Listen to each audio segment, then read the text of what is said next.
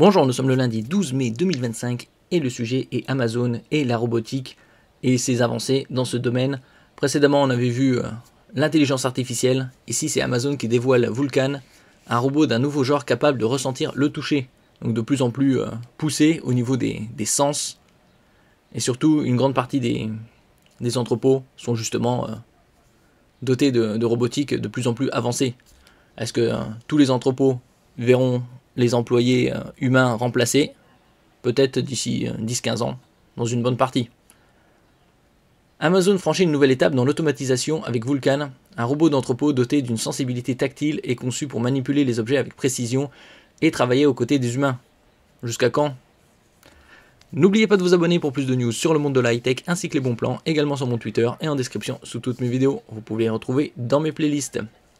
Amazon a récemment dévoilé Vulcan, son premier robot d'entrepôt doté d'un sens du toucher, marquant une avancée majeure dans l'automatisation de ses centres logistiques. Et donc, comme il a des capteurs de toucher, il peut, selon les matériaux, les saisir avec plus ou moins de fermeté, afin d'éviter, bien évidemment, de les casser.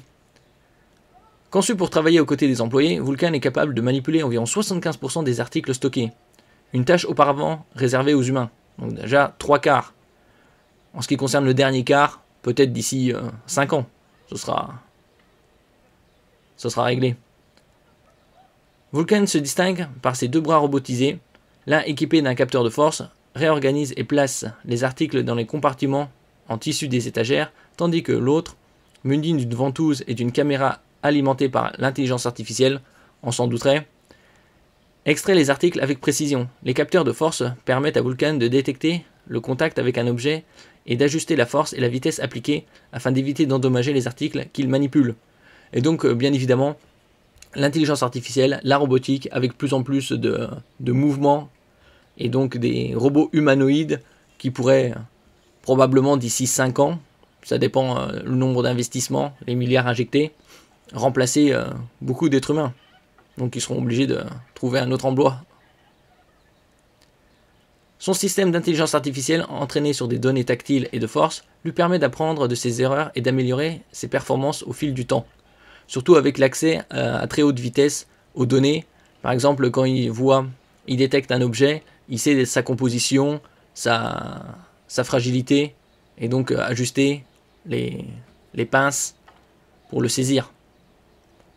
Déjà opérationnel dans les centres de Spokane, État de Washington, et Hambourg, en Allemagne, Vulcan a traité plus de 500 000 commandes.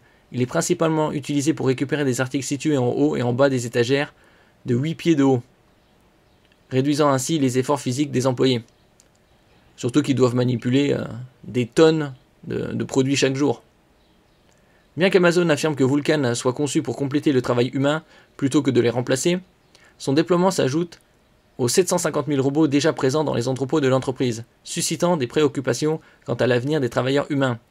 Vulcan devrait être déployé dans d'autres sites en Europe et aux États-Unis au cours des prochaines années. Bon, ça c'était une évidence. Après, les employés seront obligés de peut-être devenir techniciens pour justement réparer les robots. Puisqu'actuellement, il peut manipuler 3/4 des objets déjà stockés. Merci pour votre écoute et à la prochaine.